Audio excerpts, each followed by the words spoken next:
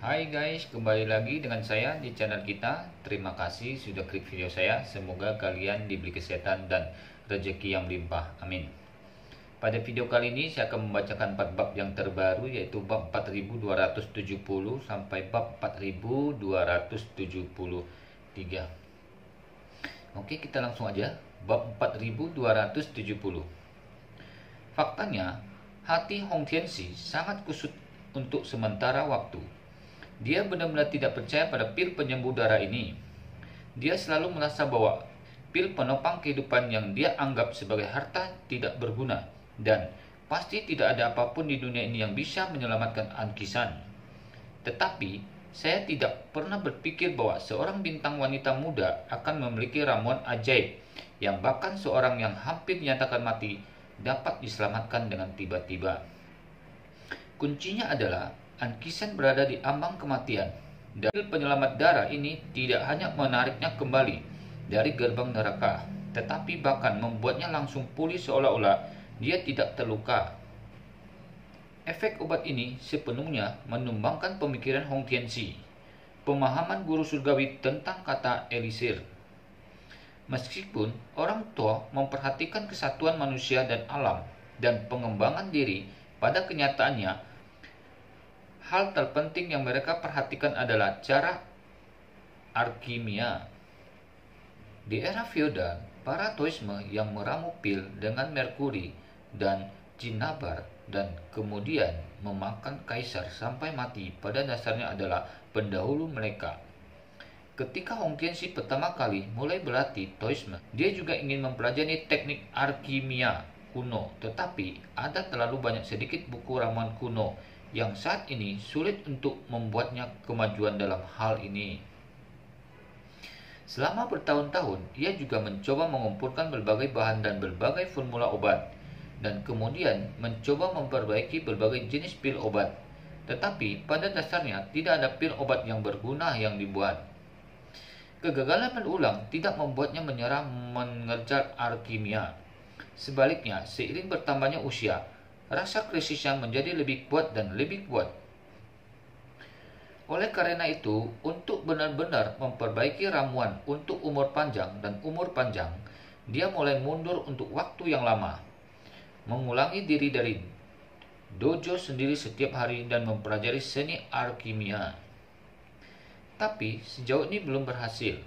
Karena kemunduran yang tak terhitung jumlahnya, dia bahkan pernah berpikir bahwa di dunia ini mungkin tidak ada obat yang dapat menghidupkan kembali orang mati dan memperpanjang hidup. Semuanya hanyalah rekayasa acak oleh nenek moyang Taoisme. Namun sekarang setelah dia melihat pil penyelamat darah, dia tiba-tiba mulai menantikan teknik alkimia lagi. Itu sebabnya dia berlari ingin meminta informasi kepada Gu Qiuwi tentang pil penyembuh darah.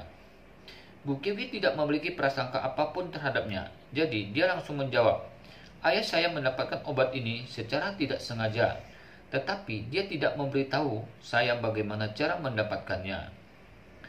Ketika Tianxi Hong mendengar ini, dia segera berkata dengan cemas, "Bisakah Anda mengusahakan Nona Gu dan memberi saya informasi kontak Ling Jun? Saya benar-benar ingin tahu dari mana pil obat ajaib seperti ini berasal." Gu Qiuwi tidak berpikir bahwa Hong Tianxi masih ingin mengetahui tentang pil penyembuh darah ini dan bertanya sampai akhir. Jadi, dia hanya bisa mengatakan, "Maaf, ayahku sibuk di hari kerja, tolong mengerti." Hong Tianxi berkata dengan panik, "Tidak masalah, selama Anda dapat meluangkan beberapa menit untuk beritahu saya tentang proses mendapatkan pil obat, saya dapat terbang ke Cina untuk menemuinya dan meminta nasihatnya." An Chong Kiu yang kembali dengan dokumen akta kepemilikan melihat Tianxi Hong mengganggu Gu Qiuwi dengan ekspresi jelek dan berkata, "Hong Tianxi, kamu baru saja mengejek pil penyembuh darah ini, tetapi sekarang kamu datang untuk mengajukan pertanyaan dengan tenang. Bukankah ini tidak pantas? Bukankah kalian semua kultivator mengatakan bahwa kalian berhati murni dan memiliki sedikit keinginan?" Hong Tianxi mendengar ejekan An Chong Kiu, dan meskipun dia tidak bisa menahan wajahnya, dia berkata dengan sangat tulus dan terus terang, "Tuan An, sejujurnya, saya memang sedikit duduk-duduk Tepat ketika Nona Gu mengeluarkan pil penyelamat jantung sebelumnya, dengan naif saya berpikir bahwa obat mujarab terbaik di dunia adalah obat mujarab yang memperpanjang hidup, yang saya hargai. Tetapi sekarang saya menyadari bahwa saya hanyalah seekor katak di dalam sumur. Berbicara tentang itu, dia buru-buru berkata, justru karena saya menyadari masalah saya sendiri, saya sangat ingin melihat dunia luar. Jadi saya juga mengundang Tuan An dan Nona Gu untuk menyelesaikannya. Ketika An Chong Kyu melihat bahwa Hong Tianxi memiliki sikap yang baik untuk mengakui kesalahannya, dia menelan sarkasme yang telah dia persiapkan di dalam hatinya. Kita lanjut lagi ke bab 4271. Namun, dia tidak ingin Tian Xihong terus mengganggu Gu Qiuyi di sini. Jadi, dia menatapnya dan berkata dengan sangat serius, Tian Xihong, aku baru saja memberitahumu bahwa ada lebih dari sekedar pil penghemat darah di dunia ini. Ada juga semacam pil permajaan yang tidak hanya dapat menyembuhkan semua penyakit, menghidupkan kembali orang mati, tetapi bahkan membuat orang 20 tahun lebih muda. Daripada berpegang pada pil penyelamat darah, lebih baik untuk carilah di pil permajaan ini. Setelah mendengar ini, Tian Xihong tercengang dan bertanya, Tuan An, apakah Anda tidak bercanda? Apakah benar-benar ada obat ajaib di dunia ini yang dapat meremajakan orang? An Chong Kyu mengangguk dengan sungguh-sungguh dan berkata, saya dulu mengajar hal semacam ini. Sama seperti Anda, saya tidak tahu betapa menakjubkan obat ini sampai saya melihatnya dengan mata kepala saya sendiri. Jika Anda benar-benar terobsesi dengan Hao Chundan, maka lebih baik cari petunjuk tentang Hao Chundan. Hong Tianxi bertanya dengan penuh semangat, Tuan An, di manakah Anda melihat Hao Chundan dengan mata kepala sendiri? An Chong Kyu sama-sama mengeluarkan 4 kata. Huaxia Jinling. Jinling? Hong Tianxi sedikit tidak sabar dan berkata dengan kedua tangan, terima kasih Tuan An. Pintau akan kembali ke kuil Tao untuk bersiap dan berangkat ke Jinling sesegera mungkin. Setelah itu, dia menatap nenek Ye Chen lagi dan berkata dengan wajah penuh rasa malu, Nyonya, kali ini bukan saja orang malang ini gagal menyembuhkan Tuan An, tetapi dia hampir mendapatkan masalah karena kebodohannya sendiri, yang benar-benar memalukan. Wanita tua itu buru-buru berkata, Hong Tianxi, tolong jangan katakan itu. Kisah sakit kritis. Anda dapat keluar dari bea cukai untuk pertama kalinya dan pada saat yang sama mengambil perpanjangan hidup tanpa ragu-ragu. Saya sangat berterima kasih untuk ini. Hong Tianxi menghela napas dan berkata dengan emosi, malu, Dao yang malang telah berlatih Dao selama beberapa dekade, tetapi mentalnya masih belum sepenuhnya benar, benar-benar malu dengan leluhurnya. Setelah itu, dia memikirkan wanita tua itu lagi dan membungkukkan dan berkata dengan serius, Nyonya, karena Tuan An aman, jalan yang buruk akan pensiun dulu. Wanita tua itu buru-buru berkata, Hong Tianxi tidak perlu terlalu cemas. Lagi pula, makan dulu di rumah sebelum pergi. Aku akan mengirim seseorang untuk membawamu saat itu. Tidak perlu. Hong Tianxi menggelengkan kepalanya dan berkata dengan hormat, aku akan bergegas kembali dan berkemas, dan kemudian memesan tiket penerbangan paling awal ke Jinling besok. Ketika Gu Qiuyi mendengar ini, dia tidak bisa menahan perasaan sedikit cemas. Dia tidak berpikir bahwa Hong Tianxi akan melakukan apa yang dia katakan. Jika dia benar-benar pergi ke Jinling, dia mungkin menyebabkan masalah bagi saudara Ye Chen. Namun saat ini, dia tidak punya cara untuk menghentikan Tian Xihong. Jadi, dia hanya bisa menghela napas dalam hati. Setelah dia berencana untuk kembali ke New York, dia akan memberitahu Ye Chen tentang hal itu sesegera mungkin dan membiarkannya dia kembali ke Jinling di masa depan. Hati-hati dengan Tian Xihong. Pada saat ini, Ye Chen tidak tahu pengalaman Gu Qiuyi di Los Angeles. Sejak Gu Qiuyi naik pesawat ke Los Angeles, dia mengkhawatirkan kesehatan kakeknya. Selain itu, Ye Chen juga takut kakeknya sakit parah dan Gu Qiuyi tidak akan bisa menyelamatkannya tepat waktu. Jadi, dia tidak bisa tidak mengirim pesan ke Gu Qiuyi. Ponsel Gukiewicz bergetar dan dia membuka kunci ponsel sambil menghindari orang lain, hanya untuk mengetahui bahwa ada pesan teks dari Ye Chen. Dengan hanya 4 kata, bagaimana? Dia buru-buru menjawab dengan jarinya, kakek sudah baik-baik saja, tetapi dia masih menderita penyakit Alzheimer. Ingatannya tampaknya menurun dan pil penyembuh darah tidak dapat menyembuhkan masalahnya. Ketika Ye Chen melihat kalimat ini, dia tidak bisa menahan kerutan dan bergumam, penyakit Alzheimer, mungkinkah paman saya pergi ke Jinling untuk mengambil Hao-Chundan hanya untuk menyembuhkan penyakit kakek saya? Oke, kita lanjut lagi ke bab 4272. Berpikir bahwa kakeknya menderita penyakit Alzheimer, Ye Chen merasa sedikit emosional untuk sementara waktu. Dalam kesannya, kakeknya adalah seorang yang sangat kuat, tidak hanya kuat sepanjang hidupnya, tetapi juga menjaga kepercayaan diri dan aura yang kuat sepanjang waktu. Untuk orang yang begitu kuat memiliki penyakit Alzheimer, ini memang siksaan yang tidak manusiawi. Meskipun tidak akan membunuh orang, itu akan menghancurkan keinginan besi seseorang. Adapun mengapa pil penyembuh darah tidak menyembuhkan penyakit Alzheimer kakeknya, Ye Chen tidak terkejut. Bagaimanapun, kemanjuran pil penyembuh darah terbatas. Setelah menyelamatkan kakek dan menyembuhkan pendarahan otak, saya khawatir kekuatan obatnya hampir sama. Memikirkan hal ini, dia menghela napas pelan dan menjawab Gukiewicz, tidak apa-apa, kapan kamu akan kembali? Gukiewicz menjawab, nenek tidak akan membiarkan saya kembali sekarang. Dia bersikeras memberi saya hadiah, dan saya tidak tahu harus berbuat apa. Saudara Ye Chen, apakah tidak pantas bagi saya untuk menerima hadiah dari kakek dan nenek saya? Ye Chen berkata, tidak apa-apa, Anda dapat menyimpan apapun yang mereka berikan kepada Anda. Tidak ada yang tidak pantas. Gukiewicz tidak berdaya menjawab, oke, aku akan menyimpannya untukmu dulu. Ye Chen berkata, gadis bodoh, karena ini hadiah untukmu, simpan saja sendiri. Mengapa kamu ingin membantuku? Gukiewicz mengirim ekspresi maru-maru dengan teks. Kakek memberiku 1 set rumah Yanjing. Mengatakan itu untuk kita berdua. Biarkan aku menyimpannya dulu. Bagaimanapun juga, aku tunanganmu. Menurut orang tuanya, setelah kami menemukanmu, kami akan tinggal di rumah ini. Ye Chen tidak berdaya, menggelengkan kepala dan menghela napas dan menjawab, oke, tidak peduli apa yang dia katakan, kamu bisa menyimpannya untuk saat ini. Pada saat ini, Wan Pojun mendatangi Ye Chen dan berkata dengan hormat, pesawat Tuan Ye, Fei Yanzhong dan Fei Kexin akan segera datang.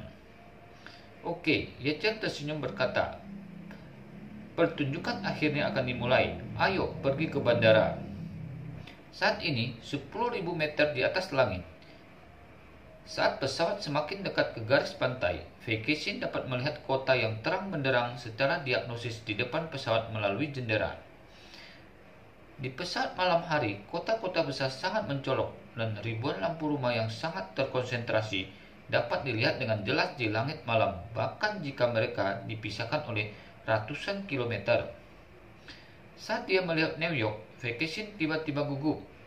Dia menunjuk ke lampu dan bertanya kepada Fei Yanzhong yang ada di sampingnya, kakek, lihat di sana.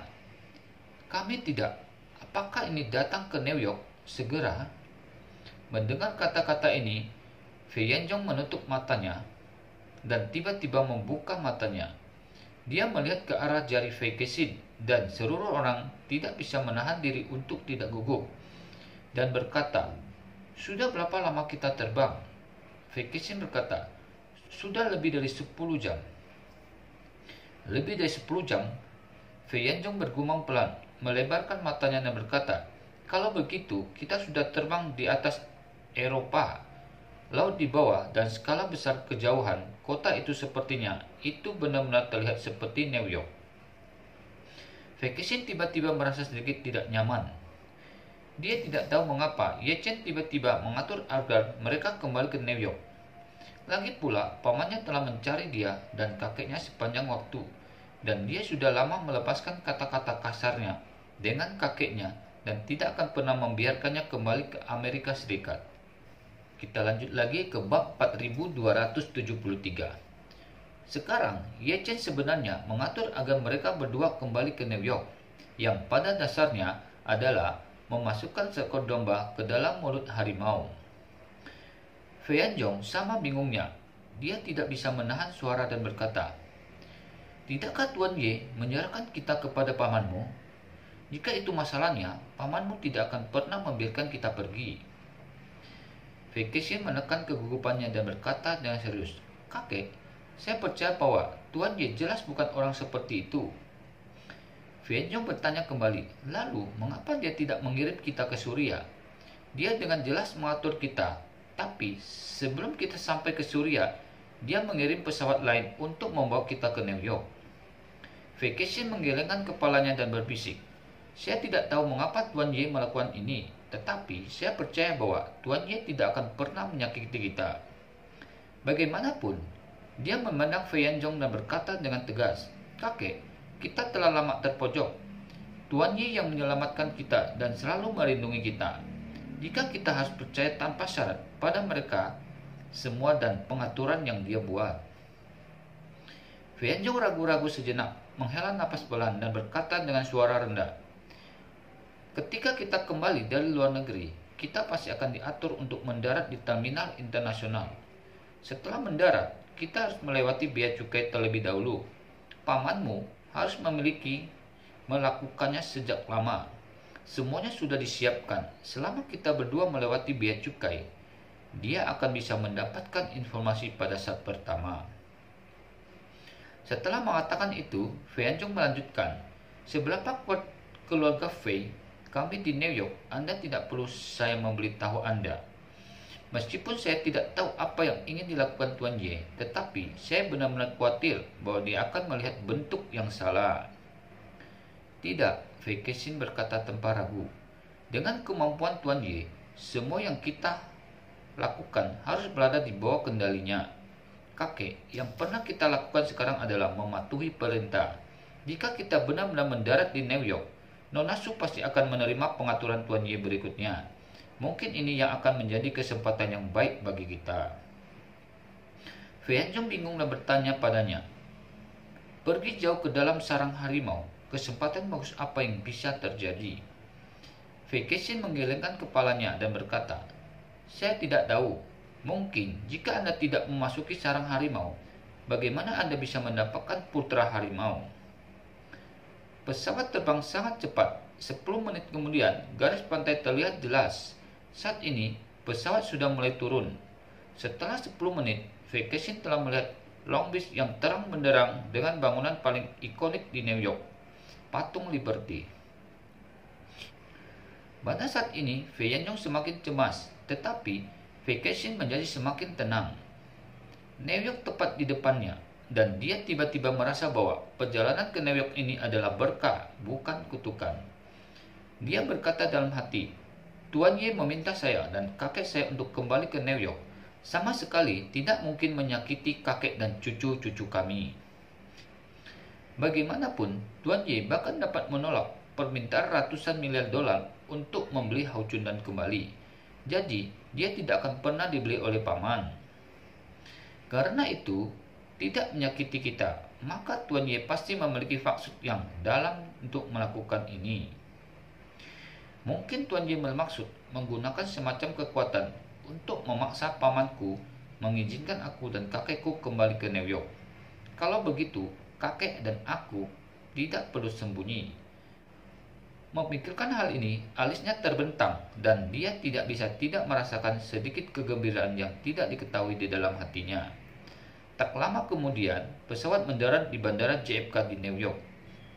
Pada saat ini, hati Feanzong datang ke tenggorokannya. Fei Kexin di sisi lain menjadi lebih tenang dan penuh dengan harapan. Pesawat belum berhenti, jadi Suoroi menerima pesan dari Ye Chen. Jadi, setelah pesawat berhenti, dia berdiri dan berkata kepada Feanzong dan Fei Kexin, "Kalian berdua, Tuan Ye baru saja mengirim pesan. Biarkan kita langsung melewati bea cukai dan menunggu kita di luar bea cukai." Oke, sampai di sini dulu video kali ini. Terima kasih telah mengikuti video saya. Saya mohon maaf jika penyampaiannya kurang bagus. Sampai ketemu lagi di video berikutnya. See you.